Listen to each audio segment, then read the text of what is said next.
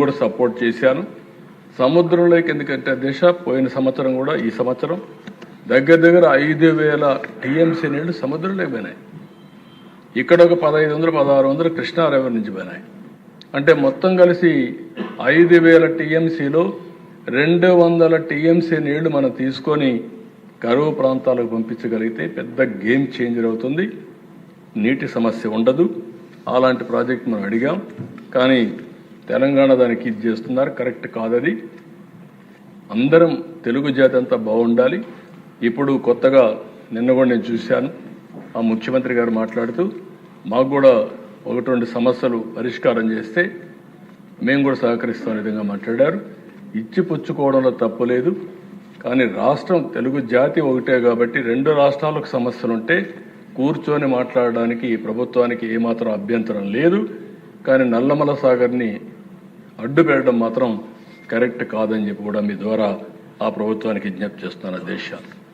రెండవ దిశ అగ్రికల్చర్, రైతులు.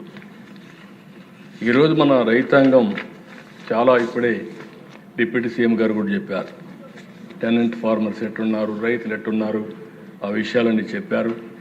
దీని మీద మనం ఒక్కసారి గుర్తుపెట్టుకోవాల్సింది, మన రైతాంగం దేశం అంతా కూడా ప్రపంచం అంతా కూడా మీరు ఆలోచిస్తే డెవలప్మెంట్ జరిగే సమయంలో తక్కువ ఆదాయం వచ్చేది రైతులకే వస్తుంది, వ్యవసాయానికే తక్కువ ఆదాయం వస్తుంది.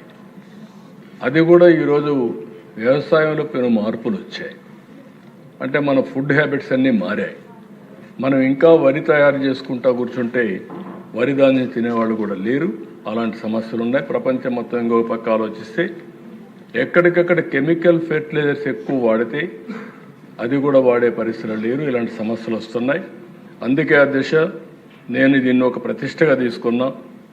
వ్యవసాయాన్ని ఎట్టి పరిస్థితుల్లో కూడా రైతుకు అండగా నిలబడే విధంగా, రైతు ఇబ్బంది పడకుండా చేయాలనే ఉద్దేశంతోనే రాయలసీమ మొత్తం హార్టికల్చర్ హబ్గా తయారు చేస్తాం. ఆ దిశ ఈరోజు నేను గర్వంగా చెప్పగలుగుతాను. ఈ హౌస్లో ఒకప్పుడు ఎడారిగా మారిపోతుందనుకున్న అనంతపూర్ జిల్లా ఎడారిగా మారిపోవడం కంటే ఈస్ట్ గోదావరి కంటే మెరుగైన ఫలితాలు సాధించే పరిస్థితికి ఈరోజు వచ్చింది.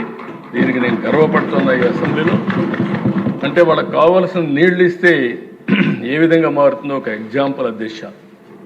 రెండో దిశ, ఈరోజు దేశంలో నెంబర్ 1 హార్టికల్చర్లో మనం ఉన్నాం రాయలసీమ వల్ల.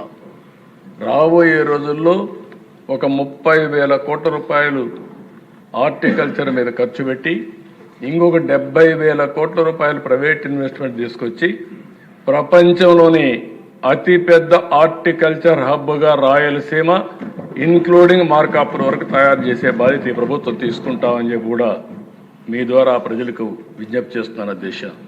కేంద్రం కూడా ముందుకు వచ్చారు, నిర్మలా సీతారామన్ సపోర్ట్ చేస్తామన్నారు.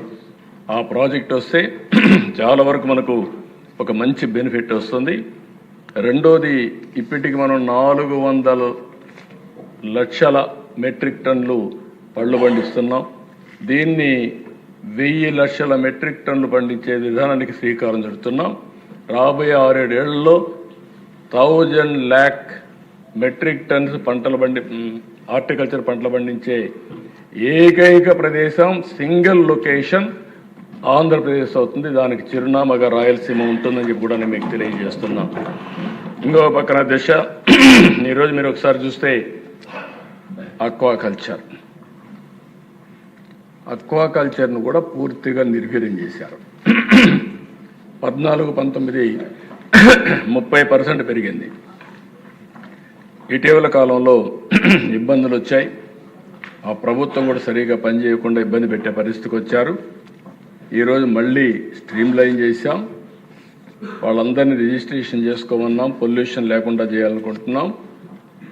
₹50 కరెంట్ ఇచ్చి ఈ కష్టకాలంలో అక్వాకల్చర్ రైతాంగాన్ని ఆదుకున్నాం. దీనివల్ల 17% గ్రోత్ వచ్చింది. నేను ఎక్స్పెక్ట్ చేసిన దానికంటే ఎక్కువ గ్రోత్ వచ్చింది అక్వాకల్చర్లో. ఇప్పుడు కేంద్రం కూడా అమెరికాతో ఒప్పందం కుదుర్చుకున్నారు. ఈ ఒప్పందంలో మొట్టమొదటిసారిగా బెనిఫిట్ అయ్యే రైతాంగం అక్వాకల్చర్ రైతులని చెప్పి తెలియజేసుకుంటూ నేను ఒకటే ఆలోచిస్తున్నా, అక్వాకల్చర్కి ఎక్కువ ప్రమోట్ చేస్తాం.